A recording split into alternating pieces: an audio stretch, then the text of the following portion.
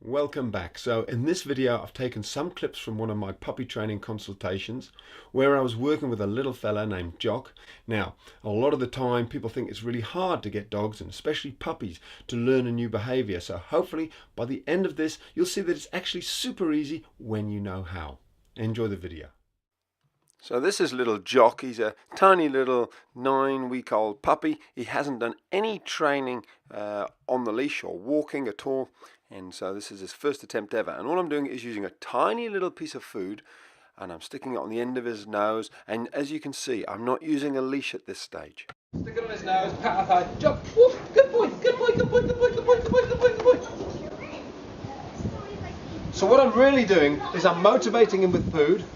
I'm using a high-pitched voice so he associates it with my word, and an action. So here's the hand action.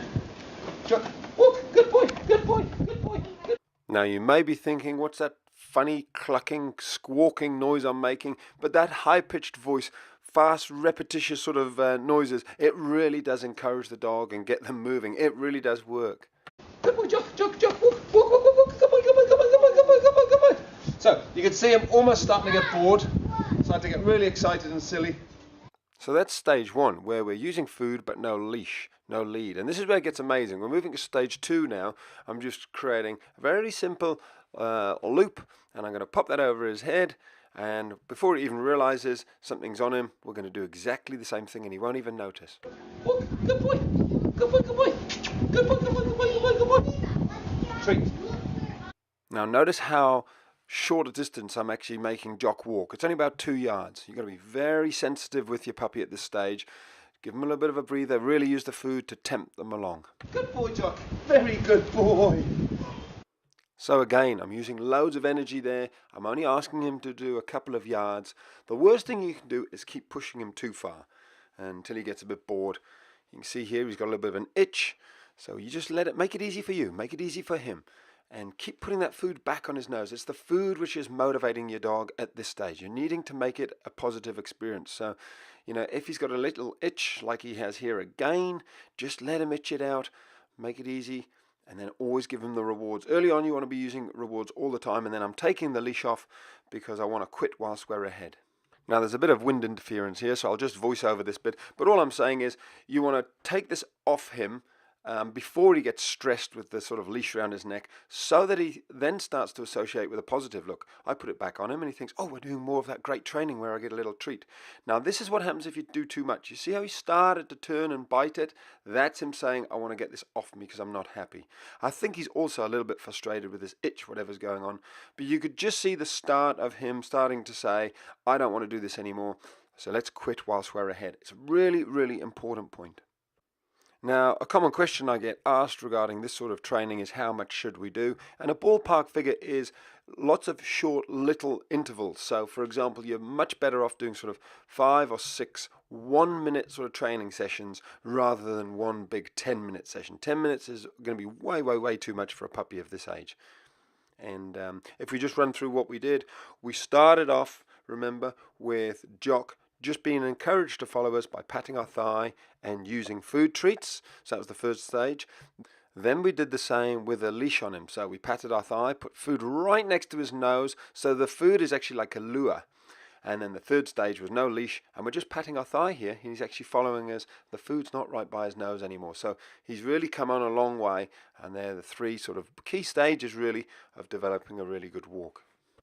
So there you go. Hopefully that's helped you with training your puppy to walk by your side. Now here's some clips from a much larger video of Jock's training, which is inside my site. It's just some clips of him basically socializing with my dogs. This is Peanut here.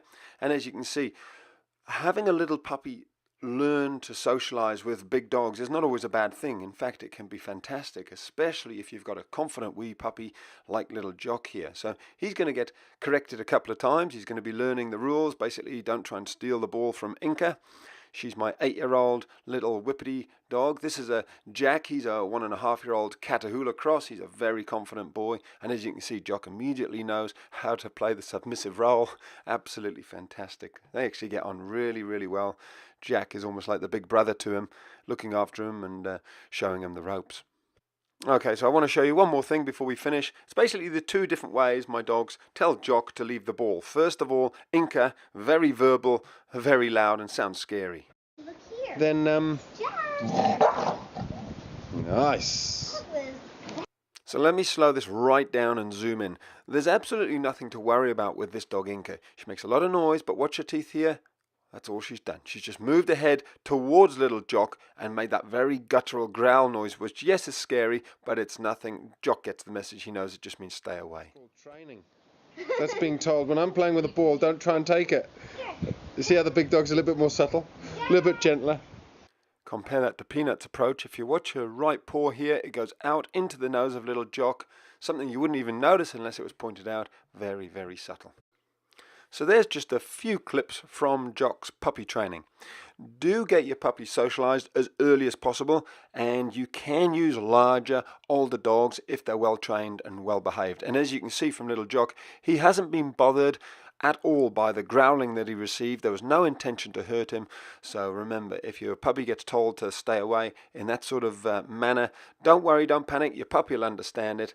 The last thing you want to do is overreact. Just stay calm, and as you can see, Jack's training him up, and Jock's having a great little time with him.